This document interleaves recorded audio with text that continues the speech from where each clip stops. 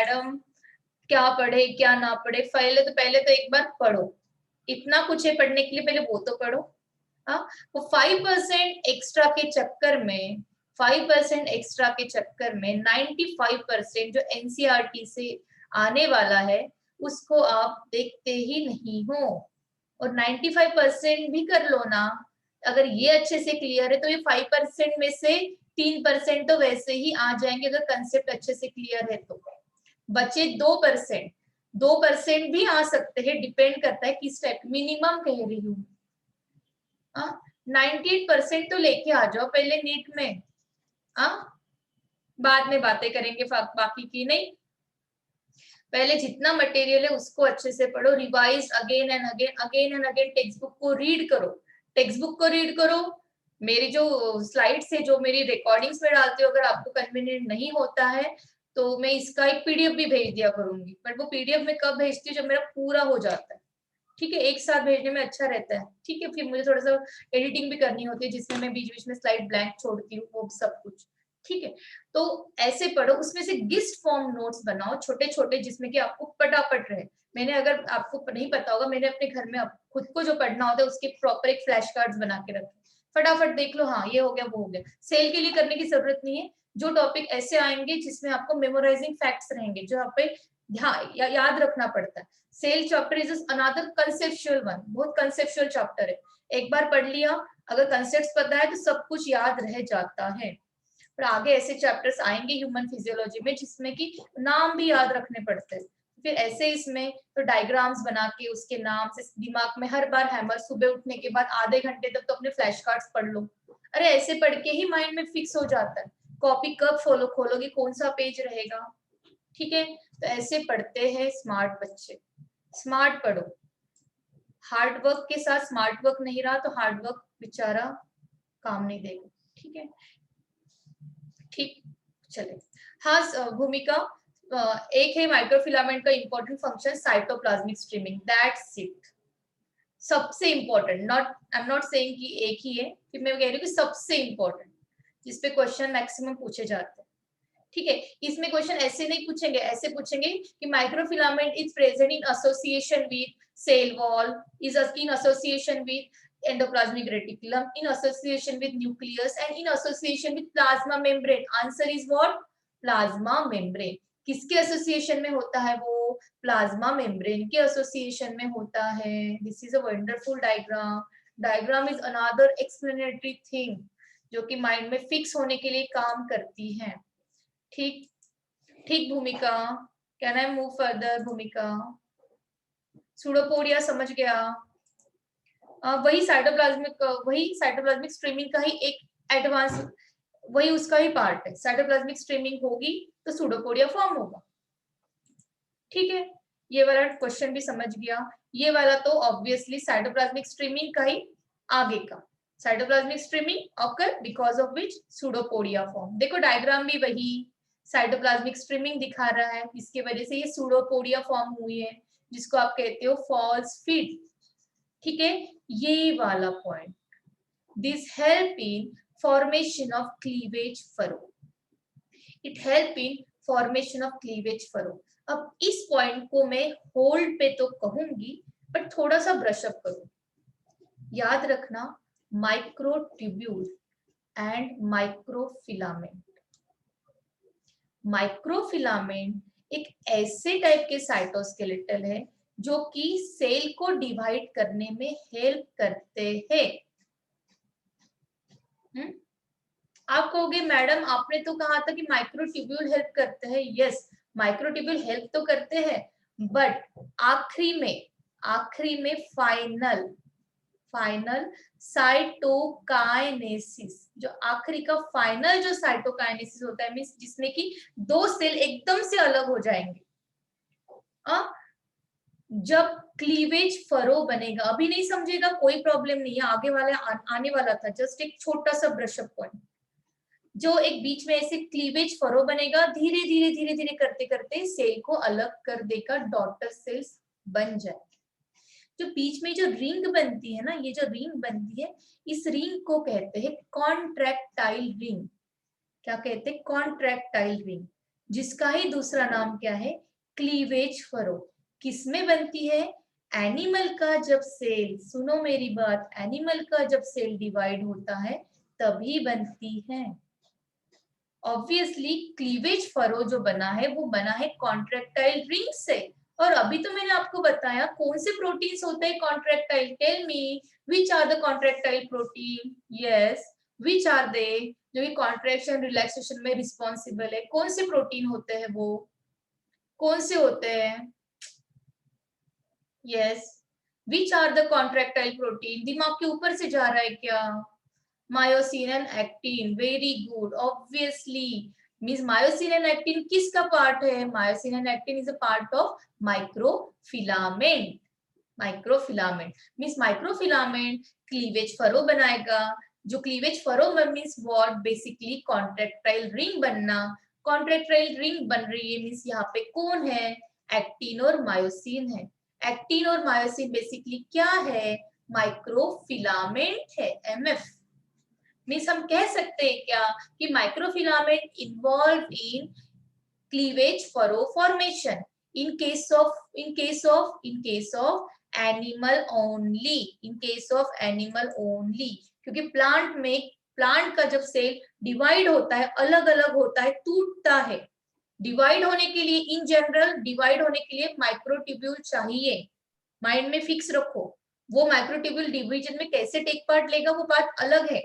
अब मैं एकदम एक्सट्रीम की, मैं क्लाइमैक्स की बात कर रही हूँ, at the climax of cell division, at the climax of, climax पता है ना, क्लाइमैक्स पिक्चर का climax, at the climax of cell division, at the end of cell division कौन आता है, एनिमल के केस में कौन आता है, microfilament. But throughout cell को डिवाइड करने में, पूरी सेल के डिवीजन के प्रोसेस में पहले से आखिरी तक कौन कौन बना रहता है, माइक्रोट्यूब्यूल। पहले से आखिरी तक कौन बना रहता है, क्या हो गया, एक मिनट बच्चों, पहले से आखिरी तक कौन बना रहता है, माइक्रोट्यूब्यूल। पहले से आखिरी तक, शुरुआत से पिक्चर में एंट्री करते करते कौन बना रहेगा, माइक्रोट्यूब्यूल आखिरी तक। बट सबसे लास्ट में जब सेल को अलग करना है दो में, बीच में कुछ बनाना है, तो कौन आएगा, एनिमल के केस में कौन आएगा, माइक्रोफिलामेंट आएगा। एनिमल के केस में, I am talking about animal only.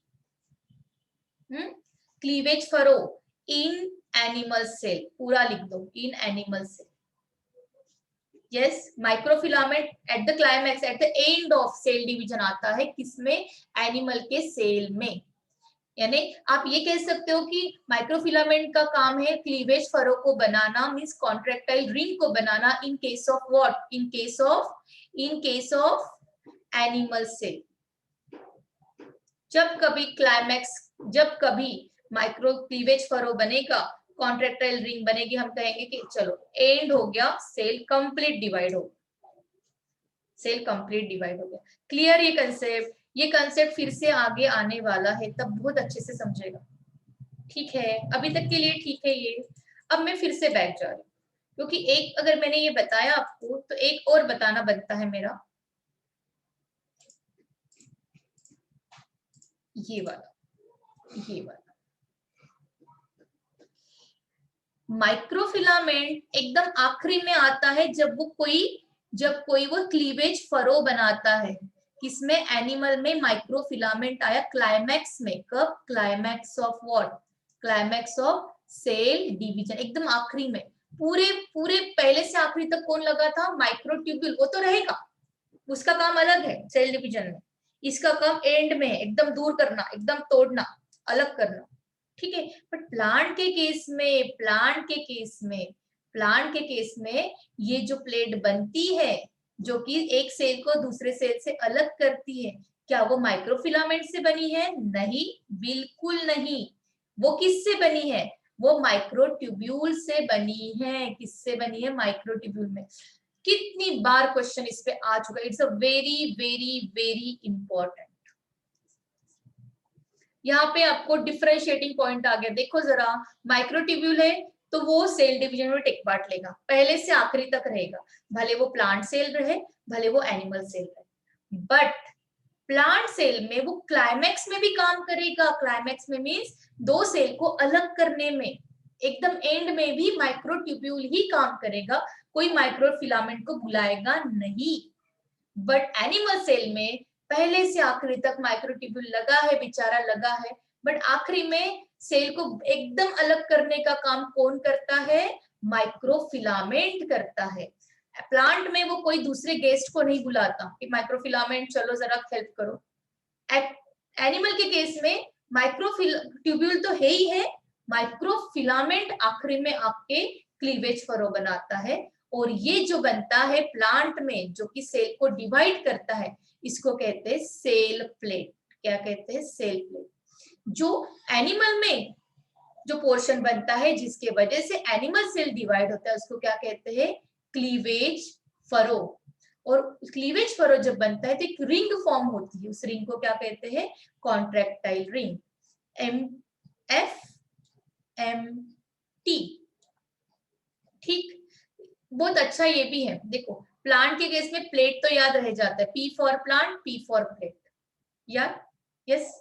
Cell plate plant में बनेगी और एनिमल में क्लीवेज फरो बनेगी। ये कंसेप्ट क्लियर है? This is very very important one, नहीं तो मैं इतना टाइम इस पे नहीं देती। क्लियर है ये? अभी तक के लिए क्लियर है क्या? आखिरी में इसका कॉम्बिनेशन आएगा जब हम साइटोकाइनेसिस देखेंगे। क्लियर ना? चलो हो गया हमारा माइक्रोफिलामेंट खत्म, यानी हमारा ऑलमोस्ट 90% साइटोस्केलेटल खत्म। अभी मैं बता रही हूँ आपको, आप अगर आपकी सीबीएसई की एनसीईआरटी उठा के देखोगे या आप अपनी स्टेट की टेक्स्ट बुक उठा के देखोगे, सिर्फ उनमें इतना लिखा है, सिर्फ उसमें इतना लिखा है कि इंटरमीडिएट फिलामेंट भी एक टाइप होता है साइटोस्केलेटल का। मीन साइटोस्केलेटल 3 टाइप से बनता है, माइक्रोट्यूब्यूल, माइक्रोफिलामेंट और इंटरमीडिएट फिलामेंट। बस इतना ही नाम आया है इंटरमीडिएट फिलामेंट। उसके बाद में उसका कुछ भी नाम नहीं आया, नाम नहीं आया, बिल्कुल भी नहीं आया। यानी ये बहुत लीस्ट कंसर्न टॉपिक है, लीस्ट कंसर्न टॉपिक। ठीक है, least concern topic, least concern means बहुत ज्यादा इसको भाव नहीं देना, बहुत ज्यादा इसको भाव नहीं देना। 1-2 बार पढ़ के माइंड में क्लियर रख देना, ज्यादा रिवाइज करने की जरूरत नहीं। This is a smart study. ठीक, देखो intermediate filaments are the type of cytoskeletal elements made up of multiple strands of fibrous protein wound together। कोई प्रॉब्लम नहीं समझा तो आगे देखो। मोस्ट कॉमन टाइप का जो प्रोटीन है जो कि इंटरमीडिएट फिलामेंट में आता है, उसका नाम याद रखना, केराटिन फाइब्रस प्रोटीन। आपके जो हेयर से उसमें केराटिन होता है, केराटिन ट्रीटमेंट करती है लड़कियां। ठीक है, नेल्स उसमें भी केराटिन होता है, और स्किन उसमें भी केराटिन होता है। More than 50 different types of keratin intermediate filaments available है। केराटिन तो एक टाइप हो गया इंटरमीडिएट फिलामेंट का जो कि फाइब्रस प्रोटीन है, बट इंटरमीडिएट फिलामेंट में और भी तो अलग अलग टाइप के फाइब्रस प्रोटीन होते होंगे। ये तो most common is what? Keratin. But नेस्टिन भी होता है अलग अलग, इसमें न्यूक्लियर लैमिन भी होता है, न्यूरोफिलामेंट्स प्रोटीन्स भी होते हैं, एक्टिन केराटिन भी होता है। एक्टिन केराटिन ऐसा नाम है उसका, एक्टिन के साथ कंबाइन होकर इंटरमीडिएट फिलामेंट, उसको कहते हैं actin keratin. Neutral and basic keratin means ऐसे कोई केराटिन जिसमें जो प्रोटीन है उसमें ऐसे कोई अमीनो एसिड्स है जो बेसिक है, नहीं तो न्यूट्रल है। सिर्फ इतना, ये भी इतना ज्यादा इंपॉर्टेंट नहीं, सिर्फ एक माइंड में एक बार पढ़ लेना कि ऐसा होता है। बाय चांस अगर इनमें से कोई बीच में से क्वेश्चन आ गया तो आपको पता रहे कि ये तो सब इंटरमीडिएट फिलामेंट में जो प्रोटीन्स होते हैं उनके एक लिस्ट में से उठा के दिया है। सबसे कॉमन क्या है? सबसे common is what? Intermediate filament. इसकी लोकेशन कहाँ है वो ज्यादा इंपॉर्टेंट है। Multiple strands of fibrous protein wound together। See, अगर किसी ने इसके पहले अच्छे से मेरी डायग्राम देखी होंगी तो मैंने 3 डायग्राम रखी। देखो देखो दिख रहा है क्या? ये देखो ऐसे ऐसे मल्टीपल फॉर्म में कहीं से भी ऐसे अरेंज हो गए, ऐसे पूरा एक नेटवर्क बना के है। These are the intermediate filament। देखो माइक्रोट्यूब्यूल देखो प्रॉपरली निकले हैं यहाँ से, ऐसे, क्योंकि यहाँ पे एमटीओसी सेंटर होता है, आपको पता है, सेंट्रोसोम, राइट और रॉन्ग। यहाँ पे भी होता है एमटीओसी, यहाँ से भी निकलेंगे, यानी वो न्यूक्लियस के साइड से दिखते हैं। यस, और माइक्रोफिलामेंट तो मैंने आपको अभी बताया, प्लाज्मा मेम्ब्रेन के एसोसिएशन में रहते हैं। यस और नो? आपको डायग्राम समझी? इंटरमीडिएट फिलामेंट बेसिकली कैसा है, ऐसे कोई बंच बीच बीच में से ऐसे अराइज हो गए, जस्ट कोई एक प्रॉपर ऑर्डर नहीं, सिर्फ इतना कि केराटिन है बाबा, एक इंपॉर्टेंट इंटरमीडिएट फिलामेंट, और साइटोस्केलेटन की कैटेगरी में एक टाइप होता है इंटरमीडिएट फिलामेंट। इतना ही याद रखना है, इतना मोर देन इनफ है, मेरी स्लाइड मोर देन इनफ। ठीक, आप अभी हमने कंप्लीट माइक्रोफिलामेंट, सॉरी कंप्लीट हमने साइटोस्केलेटल पढ़ लिया, कंप्लीट पढ़ लिया। ये आपके लिए चार्ट है, इज अनदर वेरी इंपॉर्टेंट।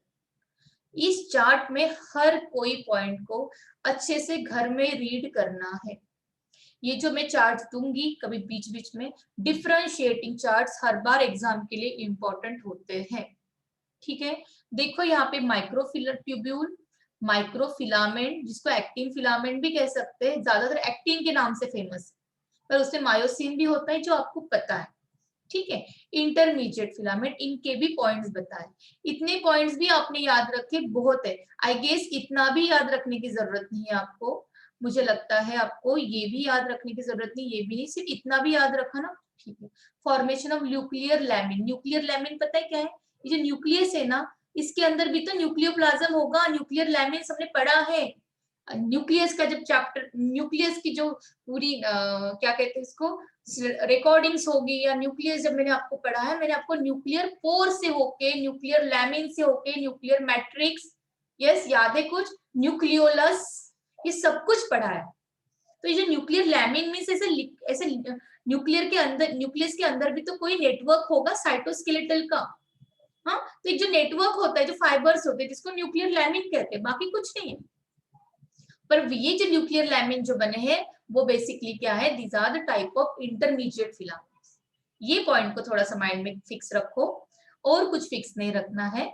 और ये याद रखना कि इंटरमीडिएट लेंथ है इसकी, देखो ये 25 नैनोमीटर का है, तो ये बीच का है, क्योंकि इससे सबसे छोटा ये है, तो ये सबसे ज्यादा थिक, ये इंटरमीडिएट, हम मीडियम कह सकते हो आप उसको, मीडियम, ठीक है, और ये क्या है, थिन है। इतना तो नाम से भी याद रह जाएगा यार, इंटरमीडिएट मींस ना ज्यादा मोटे ना ज्यादा पतले, बीच के। ठीक है, ये पॉइंट तो लर्न करने की आई डोंट थिंक कोई जरूरत है। ये पॉइंट और ये पॉइंट इतना पढ़ लिया, और ये याद रखना, केराटिन फैमिली सबसे कॉमन है। और इसके अलावा भी मैंने आपको और एक लिस्ट दी हुई है कि इसके अलावा भी बाकी कोई इंटरमीडिएट फिलामेंट के फाइब्रस प्रोटीन होते होंगे जो कि इंटरमीडिएट फिलामेंट बनाते हैं, जिसमें कि न्यूक्लियर लैमिन भी आता है, जो कि स्टार है, जो कि स्टार है। ये पॉइंट, ये टॉपिक इटसेल्फ स्टार नहीं है, स्टार नहीं है मींस इस पे ज्यादा क्वेश्चंस नहीं दिखेंगे। आई गेस कोई मैच द पेयर में आ गया तो क्या करोगे, तो आपको थोड़ी आइडिया इसके बारे में होनी चाहिए, और इसके बारे में थोड़ा ही पढ़ना, इवन हम पीएचडी के लिए पढ़ते तो हम भी थोड़ा ही पढ़ते। ठीक है, हाँ। अब स्ट्रक्चर्स का ये पॉइंट, ट्यूबुलिन ये हमने पढ़ लिया, एक्टिन, मायोसिन, ठीक है, ये भी आपको पता है, pseudopodia, cleavage furrow, cytoplasmic streaming, muscle contraction, जो मैंने बताया आपको, मैंने ऐड नहीं किया, आप इस पॉइंट को ऐड कर दोगे अपने फंक्शंस में। Change in cell shape, yes, pseudopodia ऐसे ऐसे रहता है, सेल का शेप चेंज करता रहता है, ठीक है, सेल का शेप मेंटेन होता है, इन जनरल सेल का शेप मेंटेन, ये तो कॉमन है, देखो जरा ये कॉमन ही है, स्केलेटल है ना, साइटोस्केलेटल, हर बार साइटोस्केलेटल क्या कर सकता है, अपने बॉडी को शेप दे सकता है, तो तीनों भी तो टाइप ऑफ साइटोस्केलेटल है, तो एनी हाउ ये तो कॉमन ही रहेगा कि वो सेल की शेप को मेंटेन करने के लिए काम करेंगे, कोई किस अलग तरीके से करेगा, कोई अलग तरीके से करेगा, कोई अलग तरीके से करेगा, but finally destination is what, they all are cytoskeletal, so all they are what, involving maintaining cell shape। देखो यहाँ पे सेल की मोटिलिटी, मैंने कहा था सिलीजिया और फ्लैजेला, माइक्रोट्यूब्यूल की बात, ठीक है, chromosome movement in cell division, इसके लिए तो साइटोस्केलेटल पढ़ा हमने, इसको ही तो देखेंगे हम। ऑर्गेनेली की मूवमेंट पोजीशन पे रखता है हर कोई ऑर्गेनेली को, ठीक है। I guess including with this diagram सब कुछ माइंड में साइटोस्केलेटल के लिए सुपर डुपर क्लियर है। आई गेस एकदम मक्खन की तरह क्लियर हो गया होगा। Yes, shall I move further? Shall we start M phase, mitosis phase? बताओ जरा, अभी फटाफट अलार्म बज जाएगा, 10 मिनट है मैडम ऐसे कह देगा। चले क्या स्टार्ट करें कि रुके यहाँ पे? मुझे कोई प्रॉब्लम नहीं।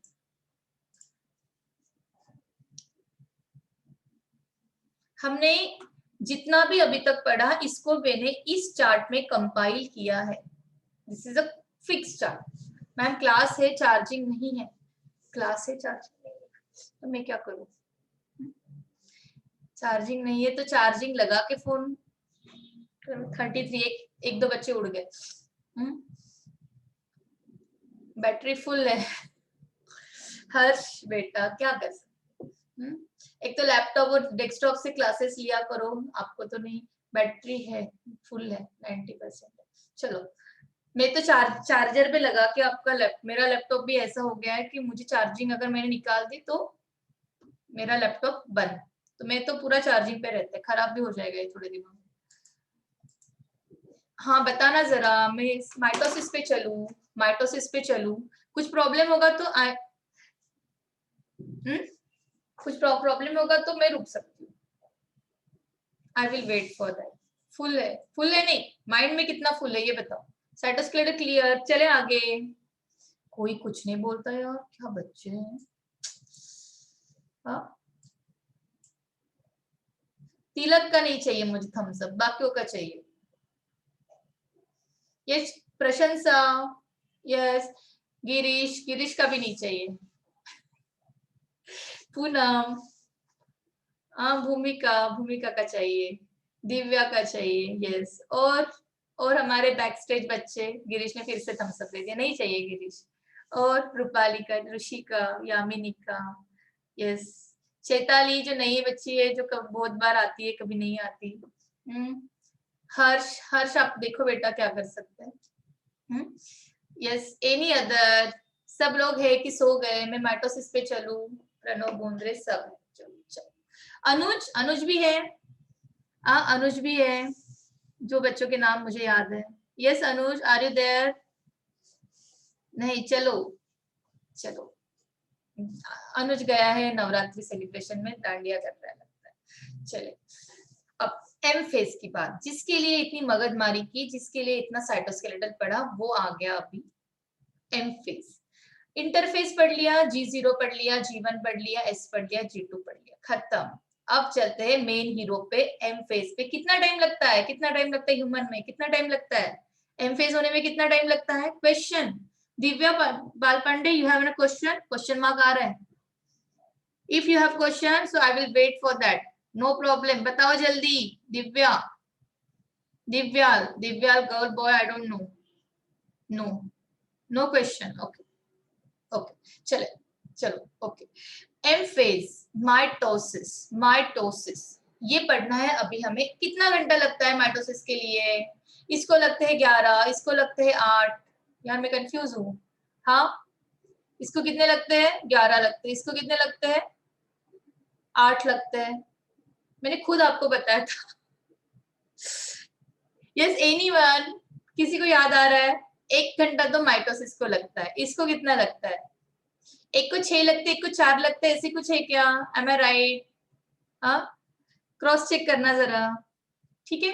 अब हम माइटोसिस पे, जिसको कितना घंटा लगता है? 1 घंटा। 1 11 8 4 11, अरे सॉरी सॉरी, इसीलिए तो कंफ्यूज कि यहाँ पे G0 लिख दिया। मैं यही तो सोचूं, G1 के लिए 11, S के लिए 8 और G2 के लिए 4, है ना, और M के लिए 1 आवर। ठीक, चले माइटोसिस 1 घंटे में बहुत सारी इंपॉर्टेंट बातें करता है सेल। ठीक, पहले तो इतने दिनों में प्रिपरेशन करता है। नीट के लिए जैसे बहुत सालों तक प्रिपरेशन करते हो, वैसे 3 घंटे में पेपर छुड़ा के बाहर आ जाते हो, वैसे ही अब पेपर छुड़ाना है। It's a main time, paper देना है माइटोसिस। सेल जो अब तक कितने काम कर रहा है वो उस काम का फाइनल गेन यहाँ पे होगा, मीन सेल डिवाइड होगा, राइट। मैंने क्या कहा था, पी मैट याद रखो, पी मैट। माइटोसिस क्या होता है, here the number of chromosomes in the parent and the progeny is same, that's why we call it as equational division. I guess ये आपके माइंड में अभी रट हो गया है, फिक्स हो गया। यस भूमिका, फिक्स हो गया माइंड में कि माइटोसिस मीन्स इक्वेशनल डिवीजन, ऐसा होना, इक्वल बनना means mitosis, right. Mitosis is divided into 5 stages. कितने स्टेजेस है? 5। इसमें से ये 4 most important, prophase, metaphase, anaphase, telophase, P mat, और फाइनली सेल डिवाइड। सेल को कहते हैं साइटो, डिवीजन को कहते हैं काइनेसिस, सेल डिवाइड। इनमें क्या होगा, इनमें होगा कैरियोकाइनेसिस। क्या होगा? कैरियोकाइनेसिस मींस इनमें न्यूक्लियस डिवाइड होगा। क्या होगा? Nucleus divide. और फाइनली जब न्यूक्लियस डिवाइड हो जाएगा तो पूरा सेल डिवाइड हो जाएगा उसके बाद, जिसको कहते हैं साइटोकाइनेसिस। ये इन जनरल इंफॉर्मेशन। चले आगे, नहीं देखना इसको भी नहीं देखना, सिर्फ इतना देखो, ये पूरी स्टेजेस हमें करनी। इंटरफेज में जो आपका क्रोमोसोम है ऐसा है, प्रॉपरली कंडेंस्ड है क्या? No any kind of condensation in interphase. Less condense है जिसको हम क्रोमैटिन कहते हैं, राइट। कंडेंस इतना ज्यादा अभी तक नहीं हुआ है, कंडेंसेशन चल रहा है। G1 से S फेज में वो डबल हुआ, फिर G2 फेज में भी कंडेंस्ड हुआ। अब आगे M फेज में जब जाएगा अभी भी वो कंडेंस्ड हो रहा है, यानी condensation is on growing process. कहां तक ऑन गोइंग रहेगा? यहाँ तक कंडेंसेशन होता रहेगा। आखिरी में पेपर के अंदर अभी हॉल टिकट मांगेंगे, तब तक बुक हाथ से छूटती नहीं है। बुक पढ़ते जाते। अरे वो कहने लगते एग्जामिनर, बुक बैग में रखो, चलो पेपर देने आओ। हाँ, तब तक कंडेंस्ड होता रहेगा क्रोमोसोम, तब तक कंडेंस्ड होता रहेगा। फाइनली टाइम आ गया जब सेल डिवाइड करना है, तब जाके उसका कंडेंसेशन रुक जाएगा। मीन्स आप कह सकते हो कि सबसे ज्यादा highly condensed form of chromosome कौन से स्टेज में मिलेगा हमें? Highly condensed. देखो हो गया, मेरा अलार्म बज गया। Highly condensed form of chromosome हमें कौन से स्टेज में मिलेगा? सबसे फाइनल, फुल एंड फाइनल। इसके आगे अभी टाइम भी नहीं है, पढ़ भी नहीं सकते। अब बताओ जरा, पढ़ नहीं सकते, आखिरी के 1 मिनट तक पढ़ते रहते बच्चे एग्जामिनेशन हॉल में जाने तक। मैंने ये एनालॉजी बताई आपको।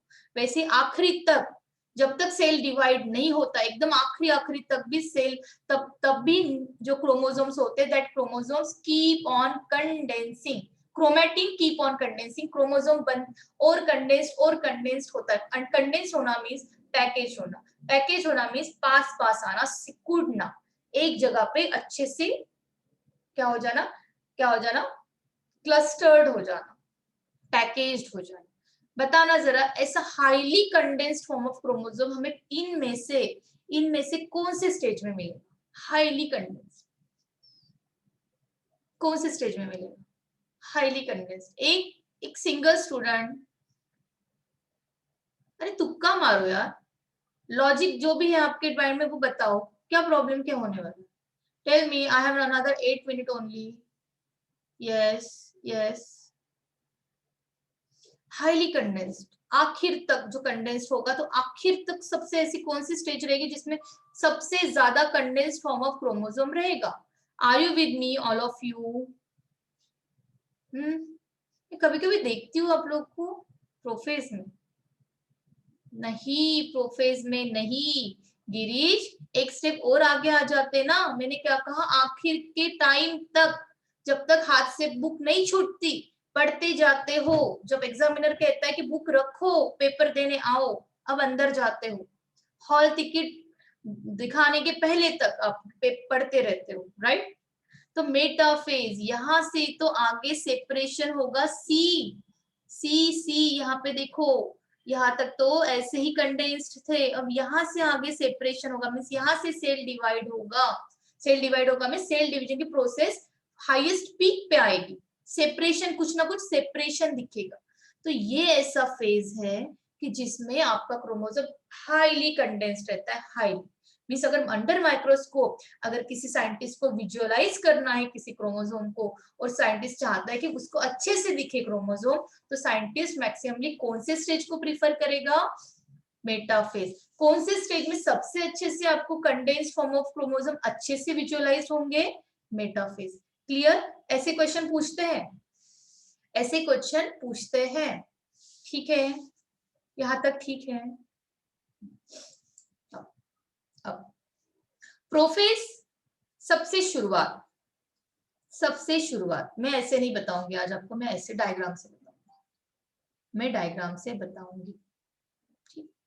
आपको पता है ना इंटरफेज में G0 G1 में, हाँ ये न्यूक्लियस बना रहा है, जस्ट हाँ ड्राइंग न्यूक्लियस होंगी, ठीक है, ये ऐसा न्यूक्लियस है, ठीक है, जिसमें कि आपका ऐसे क्रोमोसोम में दो अलग अलग टाइप के क्रोमोसोम्स होंगे, ऑब्वियसली रेड और पिंक ग्रीन दिखा, ब्लू दिखा रहा है, दो अलग अलग होंगे, ठीक है, कुछ गलती से वो लाइन खींच गई है, मैनेज करो, ठीक, ऐसा था। अब कंडेंसेशन चल रहा है चल रहा है चल रहा है, this is a prophase, means ये प्रोफेज नहीं कहेंगे इसको, अर्ली प्रोफेज कहेंगे, क्या कहेंगे इसको, अर्ली। मैम वी हैव ना chemistry class on 3 AM, you have ना केमिस्ट्री क्लास ऑन 3 AM, तो ठीक है ना बेटा, आई हैव ओनली 6 मिनट्स ना, तो यू आपका 250 तक लीव कर दूंगी मैं, you have another 10 minute for that, ठीक है, बीच में गैप रहेगी, डोंट वरी ऋतुजा। हाँ अब मैं फटाफट बता रही, सिर्फ मैं डायग्राम को एक्सप्लेन कर रही, सिर्फ देखो जरा, अर्ली। और मुझे कल के लिए बताओ, कल मुझे क्लास लेना हो तो मैं क्या करूं मॉर्निंग में, आपको पता है कौन मॉर्निंग में क्लास नहीं लेती, उनका खुद का भी कुछ रहता है, ठीक है, फिर भी मैं कल के लिए मैनेज करना चाहती हूँ आप लोग के लिए, you just tell me whether you are perfect for that और व्हाट आई कैन से कि रेडी फॉर दैट। आज इवनिंग ले लो, कोई प्रॉब्लम नहीं है, इवनिंग ले ले आज, मुझे कोई प्रॉब्लम नहीं, आप बताओ। मिड प्रोफेज, फिर कल हॉलीडे दे देना ठीक है, today evening, yes today evening at 7 sharp, any problem with this, ये माइटोसिस कंप्लीट कर लेंगे और कुछ नहीं, माइटोसिस कंप्लीट कर लेंगे, ठीक है, तुम्हारा हॉलीडे, हाँ कल हॉलीडे दे देंगे, कोई प्रॉब्लम नहीं, ठीक। चलो अर्ली प्रोफेज में देखो, मस्त अपना इंटरफेस से सेल आया, सेल आया, फटाफट फिर सिर्फ मैं बता रही हूँ, मैं बाकी पॉइंट्स को कोड नहीं कर रही, इंटरफेस से सेल आया, न्यूक्लियस ने इंटरफेज में देखा हमने, कंडेंस हो रहा था, चल रही थी प्रोसेस, हाँ इंटरफेज में आया, देखो जरा कंडेंस्ड हुआ हुआ क्रोमोसोम हमें मिल गया, कंडेंसेशन हो ही रहा है, अभी भी हो ही रहा है, ठीक है, इस टाइप से। जब अर्ली फेज में आपको कंडेंस्ड फॉर्म ऑफ क्रोमोसोम दिखेंगे, हाईली कंडेंस्ड नहीं करे, I am just talking telling कि कंडेंस्ड ओनली, ठीक है। और आपको ये तो पता है एस फेज में क्या हुआ था, एस फेज में ये जो क्रोमोसोम था, ये जो क्रोमोसोम था इसका डबल बन गया, ये बन गया, राइट, कॉपी बन गई, इसकी कॉपी यहाँ पे बन गई, ये इसकी कॉपी यहाँ पे, यानी डुप्लीकेट हो गया, मींस 4C हो गया, राइट, इतना तो क्लियर है। अब 2 and 4C पे मुझे जाने की जरूरत नहीं, हाँ पूरा एब्सोल्युटली क्लियर है, उस पे मैं कभी नहीं आऊंगी, अभी हो गया, ठीक है। तो एस फेज के बाद G2 फेज में आए और G2 फेज के बाद किस में गए, एम फेज में। तो एम फेज में सबसे पहली फेज कौन सी, प्रोफेज, और प्रोफेज में भी सबसे पहली फेज कौन सी, तो अर्ली प्रोफेज, शुरुआत वाली prophase. Keep in mind her bar prophase बहुत इंपॉर्टेंट रहता है, लाइमलाइट में रहता है, ठीक। देखो इसमें आपको क्या मिल रहा है, एस फेज में जो रेप्लिकेट हुए से क्रोमोसोम जो कॉपी हुए वो दिखेंगे, डबल फॉर्म में दिखे मिले हुए, और फाइनली आपको सेंट्रियोल भी तो एस फेज में डुप्लीकेट होता है, पहले तो एक ही था सेंट्रियोल, ऐसे जैसे ही एस फेज में आपका क्रोमोसोम जब डुप्लीकेट हुआ तो सेंट्रियोल भी डबल बन गया, क्या बन गया, सेंट्रियोल भी डबल बन गया एस फेज। प्रोफेज में क्या कर रहा है, वो जो सेंट्रियोल डबल बना था वो अपने पोल पे आ रहा है, देखो यहाँ पे आ गया, एक इधर है और एक इधर है, these are the pole, these are the pole, ठीक है।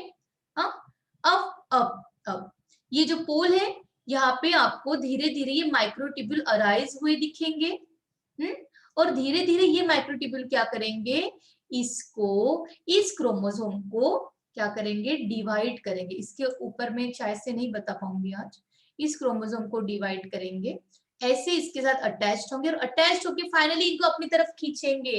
और जब इनको अपनी तरफ खींचेंगे तो हम कहेंगे कि यस यस, एक सेल इधर और एक सेल इधर, शायद से बीच में क्या बना, क्या बना। अगर एनिमल सेल है तो बीच में क्या बनेगा, बताना जरा, आखिरी पॉइंट। एनिमल सेल है तो बीच में क्या बनेगा, क्या बनेगा ये बीच में, क्या बनेगा, क्लीवेज फरो बनेगी कि सेल प्लेट बनेगा, फरो बनेगी, वेरी गुड, फरो बनेगी। अगर प्लांट सेल होता तो क्या बनता, सेल प्लेट बनता, ठीक है। और ऐसे करके फाइनली सेल क्या होगा, डिवाइड होगा। ये एक ऊपर ऊपर की आइडिया थी, ये बाकी आइडिया हम इवनिंग क्लास में देंगे 7 o'clock sharp in the evening, ठीक है। और इवनिंग 7 के लिए किसी को प्रॉब्लम नहीं होना चाहिए आई गेस, क्योंकि मैं वीकली वैसे ही मेरे क्लासेस बहुत कम हो रहे हैं, सैटरडे संडे लेने वाली थी, फिर से दशहरा आ गया। अब इसके बाद मैं नेक्स्ट वीक क्लास लूंगी और फिर से आपके 15 डेज के बाद मैं आपके पूरे वीक क्लास लेने वाली हूँ। कितने, कंप्लीट वीक, क्योंकि मेरी एग्जाम हो जाएगी तो मैं आपके कंप्लीट वीक क्लासेस लूंगी, ठीक है। एक सैटरडे एक संडे छोड़ के, जिसमें कि कोई एग्जाम रहेगी, फॉर सो दैट कि मेरा कंपनसेशन भी हो जाएगा जितने मैंने बीच में गैप दी है आपको। और फाइनली आप लोग का सिलेबस भी एक पर्टिकुलर लेवल पे मैं पहुंचा दूंगी। फिर से उसके बाद एक दो वीक मैंने कंटिन्यू लेने के बाद मैं फिर से सैटरडे संडे का रोटेशन स्टार्ट करूँ, ठीक है। Clear, clear, clear. हाँ, एग्जाम का मैंने अभी तक सर से बात की है आपके एग्जाम के लिए। देखो वो कब का शेड्यूल देते हैं विजय सर, आपकी एक थ्योरी की एग्जाम लेनी है, ओके बच्चों। Okay then till now, okay, we will see on 7 evening, okay. You may leave now, no problem, you can leave. देखो 28 बाकी कबूतर उड़ गए, चलो ओके बाय, ओके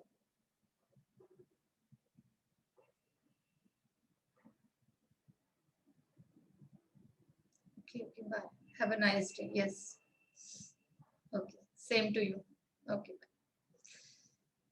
leave.